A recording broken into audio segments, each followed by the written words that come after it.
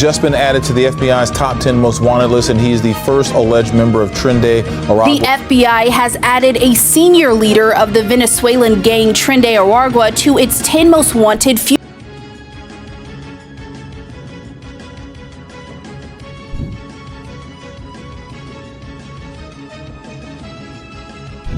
What looked like an ordinary Texas ranch turned out to be a fortified cartel citadel. When agents breached the triple-layered perimeter, they stepped into a compound filled with underground bunkers, watchtowers, and military-grade surveillance. 400 acres transformed into a private fortress. Inside lay 15 tons of weapons destined for Venezuelan cartels, aimed straight at the heart of the United States. The strike hit deep in central Texas, the stretch between Weymouth and Boulogne, where endless ranch lands provide perfect cover for illicit logistics. Here, a Texas native with a military background, discharged for disciplinary violations, had spent years building a double life. Officially a security consultant, unofficially the architect of a weapons corridor for Venezuelan cartels, expanding their footprint across the American Southwest. The uncovered base included multiple underground modules, storage hangars, firing ranges, and a concealed truck garage. According to preliminary intelligence, this site was only the central hub. The weapons were being distributed further into Arizona, New Mexico, and even North Carolina. The scale of the operation pushed federal agents to call it the largest attempt at cartel military fortification on U.S. soil in recent years. The investigation that ultimately led to the Texas raid began quietly, with an unexpected trivial detail. 2 years ago, ATF received an anonymous tip. An unknown man had been regularly buying assault rifles at Central Texas gun shows, always paying in cash and using different shipping companies for collector transports. On the surface, nothing illegal, but nearly every transaction went through private sellers, leaving no trace in official registries. That immediately caught the agent's attention. ATF started simple: track a few purchases. But the chain they began to unravel turned out to be far more complex. The weapons buys repeated month after month, but the models and calibers varied, from AR platforms to heavy machine guns and military-grade optics. This didn't look like collecting. It looked like assembling an arsenal. An undercover agent, posing as a private supplier, managed to get inside the suspect's inner circle. A Texas man with a military background, discharged for disciplinary violations. Officially, he consulted local companies on security and trained shooters at private ranges. Unofficially, he was building a weapons pipeline for Venezuelan cartels that had been aggressively expanding their operations inside the United States. For the first few months, the undercover agent worked small tasks, buying individual parts, inspecting warehouses, checking the quality of the product. Tiny hidden cameras and audio recorders captured conversations about transport routes through Arizona, orders placed for southern partners, and suspiciously precise shipment schedules. Meanwhile, the FBI, DEA, and HSI formed a joint investigative task force because it became clear this wasn't just a rogue dealer. It was part of a layered, multi-state network reaching far beyond Texas. Wiretaps installed 7 months into the surveillance produced the first major breakthrough. The recordings mentioned crypto wallets used by foreign clients and references to nominees, people whose names were used to register Shell, companies responsible for the movement of funds. One such company, a transport firm in Arizona, was discovered operating in another state, leading agents to couriers who moved containers of weapons parts disguised as machine components. The documents were forged. The same serial numbers appeared in multiple shipments, and customs forms showed signs of editing. The trail ran deeper. Crypto payments made through anonymous platforms came from similar address pools linked to Venezuelan users. Shell companies filed reports through the same accounting server. Couriers used the same repeating route: El Paso, Tucson, Albuquerque, Austin. This was no longer small-scale smuggling. It was a fully formed infrastructure. But the true trigger came with the import of a large shipment of hydraulic components that arrived in Houston from Panama. During a routine inspection, customs officers noticed thin metal reinforcement inside the crates, unusual for industrial parts. A scan revealed structural elements matching grenade launcher components. The shipment documents led back to the same company controlled by the Texas suspect. That was the moment investigators, who had been working for over a year and a half, realized. It was time to shut the network down. ATF then contacted Federal Command, and the joint FBI-DEA-HSI task force secured warrants for synchronized raids and arrests. Undercover footage, wiretaps, crypto tracing, and transportation data formed the full picture. The suspect wasn't just stockpiling weapons. He had built a functioning export hub for cartels seeking to fortify their presence inside the United States. 2 years of covert deals, dozens of hours of audio, hundreds of pages of financial records. All of it became the foundation of the largest operation against cartel weapons logistics Texas had seen in a decade. The criminal system uncovered during the Texas raid turned out to be far more than a weapons pipeline. It was a multi-vector infrastructure, a cartel-style business model that fused firearms, narcotics, human trafficking, financial flows, and technological smuggling into a single operational network. That is why more than 200 personnel were deployed for the assault. ATF special teams, elite FBI units, and local SWAT groups. Helicopters, armored vehicles, bomb technicians, and medics were brought in. Particular attention was given to potential escape tunnels. Intelligence indicated that cartels had been building underground routes on U.S. soil for years, disguising them as water reservoirs or technical service conduits. The system constructed by the Texas organizer operated as a modular network. Stage 1. Supply.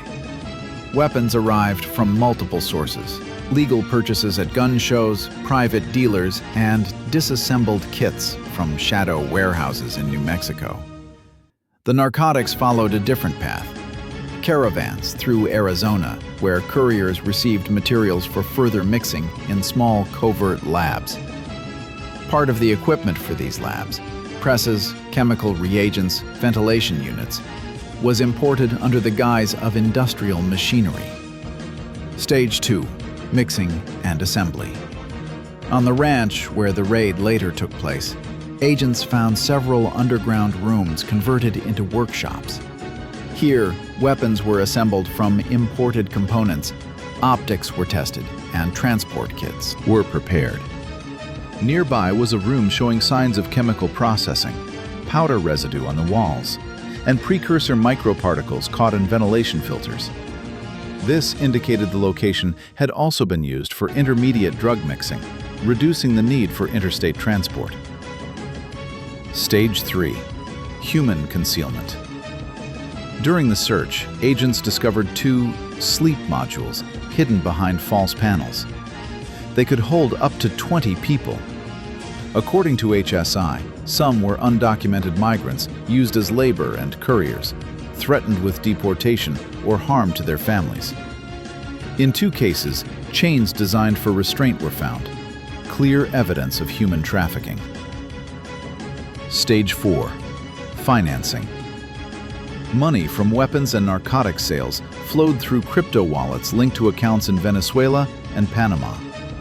From there, part of the funds was converted into cash through Shell car dealerships.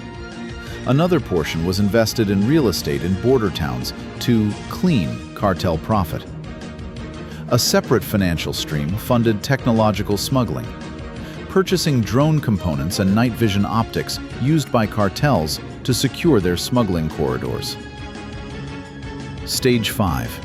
Distribution. Finished batches of weapons and drugs were logged in special manifests that mapped out routes: Texas, Arizona, California, or Texas, Oklahoma, North Carolina. The state served as the central hub, both because of its remoteness and because of the vast areas of private land that shielded activity from public view. Once the cargo crossed into Arizona, it was taken over by other Venezuelan cartel divisions that distributed the product in urban regions. A separate branch involved technological smuggling. During the raid, agents found crates of components typically used in thermal imaging devices. These technologies frequently flow to cartels, increasing their combat capabilities and complicating law enforcement operations. Several of the seized components were under federal export control, confirming the presence of a channel capable of bypassing U.S. restrictions. The danger posed by this system was immense. First, the scale. 15 tons of weapons and significant precursor reserves, enough to arm multiple cartel units and produce thousands of lethal doses. Second, its integration. Weapons, drugs, human trafficking, and technology moved through a single network, making it resilient to isolated law enforcement strikes. Third, its cross-border ties. Cooperation with Venezuelan cartels meant the scheme had both political and international dimensions. That is why, as one of the operation commanders put it, this was not just another raid. It was an attempt to dismantle an entire shadow ecosystem, one that had nurtured a criminal enterprise for years, turning Texas into a strategic hub of cartel influence. Preparation for the operation lasted several weeks and unfolded under maximum secrecy. Once the ATF, FBI, HSI task force confirmed that a new large weapons shipment was heading toward the ranch, and that cartel couriers were preparing to relocate part of the people kept in the underground modules, it became clear that there was no time to lose. There was a high risk that key figures would flee, and that were prepared. Nearby was a room showing signs of chemical processing, powder residue on the walls, and precursor microparticles caught in ventilation filters. This indicated the location had also been used for intermediate drug mixing, reducing the need for interstate transport. Stage 3. Human concealment. During the search, agents discovered 2 sleep modules hidden behind false panels. They could hold up to 20 people. According to HSI, some were undocumented migrants used as labor and couriers, threatened with deportation or harm to their families. In 2 cases, chains designed for restraint were found, clear evidence of human trafficking. Stage 4. Financing. Money from weapons and narcotics sales flowed through crypto wallets linked to accounts in Venezuela and Panama. From there, part of the funds was converted into cash through Shell car dealerships.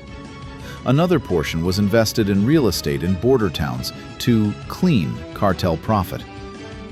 A separate financial stream funded technological smuggling, purchasing drone components and night vision optics used by cartels to secure their smuggling corridors. Stage 5. Distribution. Finished batches of weapons and drugs were logged in special manifests that mapped out routes: Texas, Arizona, California, or Texas, Oklahoma, North Carolina. The state served as the central hub, both because of its remoteness and because of the vast areas of private land that shielded activity from public view. Once the cargo crossed into Arizona, it was taken over by other Venezuelan cartel divisions that distributed the product in urban regions. A separate branch involved technological smuggling. During the raid, agents found crates of components typically used in thermal imaging devices. These technologies frequently flow to cartels, increasing their combat capabilities and complicating law enforcement operations. Several of the seized components were under federal export control, confirming the presence of a channel capable of bypassing U.S. restrictions. The danger posed by this system was immense. First, the scale. 15 tons of weapons and significant precursor reserves, enough to arm multiple cartel units and produce thousands of lethal doses. Second, its integration. weapons, drugs, human trafficking, and technology moved through a single network, making it resilient to isolated law enforcement strikes. Third, its cross-border ties. Cooperation with Venezuelan cartels meant the scheme had both political and international dimensions. That is why, as one of the operation commanders put it, this was not just another raid. It was an attempt to dismantle an entire shadow ecosystem, one that had nurtured a criminal enterprise for years, turning Texas into a strategic hub of cartel influence. Preparation for the operation lasted several weeks and unfolded under maximum secrecy. Once the ATF, FBI, HSI task force confirmed that a new large weapons shipment was heading toward the ranch, and that cartel couriers were preparing to relocate part of the people kept in the underground modules, it became clear that there was no time to lose. There was a high risk that key figures would flee, and that The weapons would be dispersed across several states. This became the decisive factor in scheduling the raid for today, exactly at 6 a.m. The preparation phase included daily briefings, route of entry modeling, and the creation of a detailed assault map. ATF specialists calculated every possible variable: fortifications, observation posts, fields of fire, and potential tunnels. The Coordination Center in Austin integrated all intelligence streams: drone reconnaissance, satellite imagery, and feedback from undercover agents. At the same time, local police were assigned to perimeter lockdown and evacuation routes to prevent civilian interference. Federal authorities assembled a mixed team of more than 200 personnel: shooters, explosive specialists, drone operators, K-9 units, and medics. 4 attack vectors were designated in advance to eliminate the cartel guards' ability to maneuver or escape. Training grounds were outfitted with identical mock-ups of the ranch layout, and assault teams drilled their movements until they became automatic. When the final assessment confirmed that critical cartel equipment had arrived on site and that a shift change among the guards had just occurred, it became the signal that moved the operation from ready to execute. What agents found inside after the assault confirmed their worst suspicions. The ranch contained more than $40 million worth of weapons: rifles, machine guns, dozens of grenade launchers, anti-tank systems, explosives, suppressors, optics, and over 300,000 rounds of ammunition. Among the seized items were rare military-grade systems, some of which are subject to international bans. Underground storage rooms held full racks of disassembled kits prepared for shipment to cartel units. Large quantities of precursors were discovered alongside finished batches of methamphetamine and powdered narcotics, enough to generate hundreds of thousands of lethal doses. Several samples were marked with labels characteristic of Venezuelan cartel laboratories. The financial section stood apart. Agents seized over $1.2 million in cash, crypto wallets linked to transactions worth roughly $6 million, multiple safes containing gold bars, and flash key access to offshore accounts. Nearby were stacks of forged passports, driver's licenses, and corporate registration files for shell companies. In the technical block, investigators found servers with encrypted databases, military-grade radios, and portable communication nodes for secure networks. These servers stored client lists across 20 states, route descriptions, and direct references to Venezuelan supervisors. The most disturbing discovery was the people. In 2 concealed compartments, agents found trafficked migrants held for forced labor and transport roles. Another 4 detainees were identified as coordinators responsible for logistics, crypto finance channels, and communication with the cartels. Taken together, the seizures reveal the full picture. This was not just a warehouse. It was a fully operational transit hub where weapons, narcotics, people, and money moved through a single integrated mechanism, powering a cartel economy inside the United States. Federal investigators have called this case one of the most dangerous in the past decade. According to preliminary data, the suspect faces 47 counts, including illegal arms trafficking, conspiracy, money laundering, participation in a transnational criminal organization, and aiding human smuggling. Prosecutors have already stated they will seek life imprisonment without the possibility of parole, and the case has been transferred to federal court in Texas. Agents say the scheme was dangerous because of its hybrid nature. Weapons, narcotics, finance, technology, and trafficked individuals were fused into a single system, making it resilient and capable of operating for years. This wasn't a network, it was the spine of a criminal infrastructure. And today, we cut it, an ATF representative said. The scheme survived for so long due to private land ownership, the remoteness of the ranch, and the constant rotation of corporate front companies, which made it difficult to trace the movement of money and goods. As one FBI agent noted, they hid in plain sight, using legal channels but falsified documentation.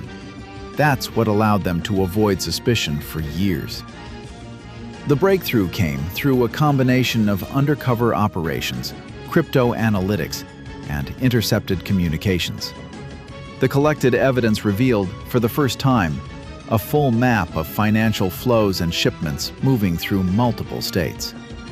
Federal units compared it with previous operations and concluded that this network was far more complex and better organized than most cartel channels dismantled in Texas in recent years. Investigators are now preparing for a lengthy process.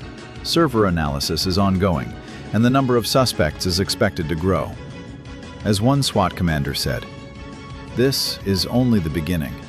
We've taken the lid off the pot, and what's inside is far more than we expected."